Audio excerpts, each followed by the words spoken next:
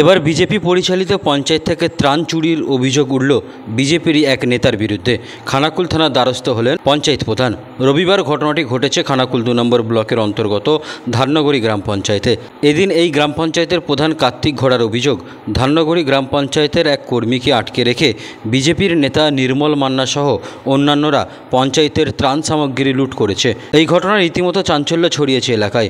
খানাকুল থানায় লিখিত অভিযোগ দায়ের করেন ওই পঞ্চায়েত প্রধান। বিজেপি নেতা নির্মল মান্না কি জানালেন শোনাবো।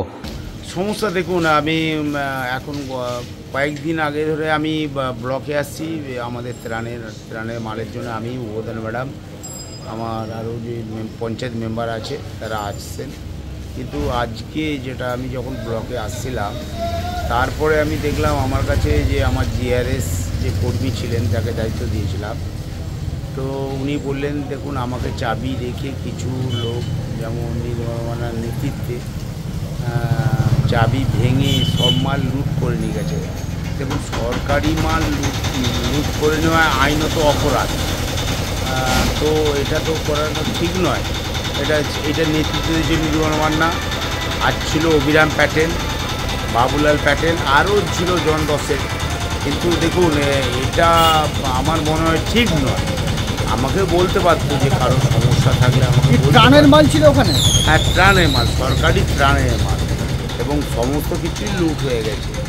আমি দেখলাম, আমি চাবিটাও নিয়েছি, চাবিটা ভেঙে দিয়েছে, একদম চাবিটা ভেঙে দিয়ে, এবং জিআরএস যে আমার কর্মী ছিল তাকে ওপরে তালাবন্দি করে এবং সিসিটিভি ক্যামেরার লাইট অফ করে দিয়ে ওরা গ্যাং ফেলে দিয়ে এই জিনিসগুলো করেছে। এটা আমি খুব ঘোরতর প্রতিবাদ জানাচ্ছি। এত নোংরামি কাজ।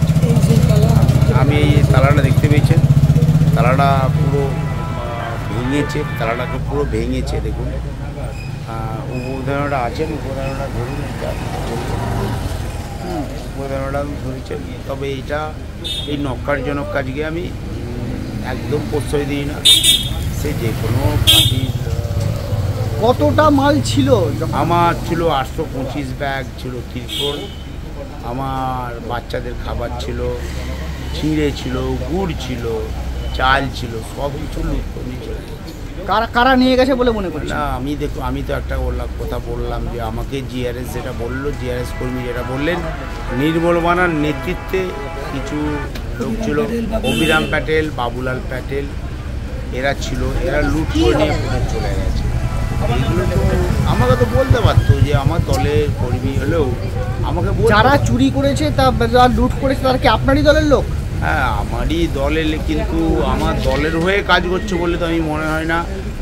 বিরোধী দলের সঙ্গে হয়তো হাত মিলিয়ে এই জঘন্যতম কাজ করেছে। এইটাকে আমি প্রশ্রয় দিই না, আমার প্রধানও আমার সদস্যরা কেউ প্রশ্রয় দেবে না।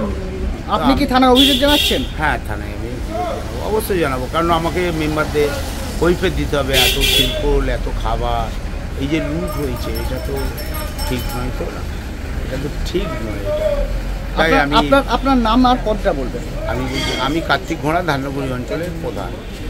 ম্যাডাম আছেন, উপপ্রধান ম্যাডাম আছেন। প্রথম কথা বলুন যে পঞ্চায়েত অফিসে আমি যাব কেন, 1 নম্বর কথা।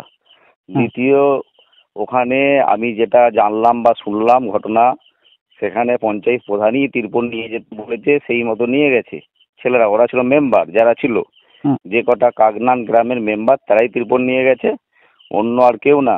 আর তিরপল ওখানে কোনো চাবি তালা ভাঙা হয়নি, কাউকে আটকে রাখা হয়নি, কিছুই হয়নি। আর আমার নামে যেটা উঠেছে এটা সর্বত মিথ্যা কথা। ঠিক আছে, কেন করছে আমি জানি না। ওখানে প্রধান সাহেব তো ছিল না ওখানে, উনি বলকে গিয়েছিলেন। অভিযোগ হয়, অভিযোগের সত্যতা জানতে হবে। অভিযোগ হলেই যে বিষয়টা সঠিক হবে সেটা তো ঠিক না। অভিযোগ হতেই পারে। না, একদমই নয়। ত্রাণ দরকার, মানুষের যেটা দরকার। কাগনান গ্রামে আপনারা জানেন যে বন্যা দুর্গত মানুষ হাহাকার করছে। এত প্রখর রোদে, এই রোদের সময় তীব্র দাবদাহ চলছে। এখানে ওই নিচে জল আর উপরে রোদ, সেই মতো একতলা যাদের বাড়ি তারা তিরপল বানায়, তারা সেখানে সবাইকে মানে যেভাবে বলছে যে তিরপলের জন্য হাহাকার করছে, তাই মানুষ আসছে তিরপল নিয়ে গেছে। তারা মেম্বারকে বলেছে, মেম্বার তিরপল নিয়ে গেছে।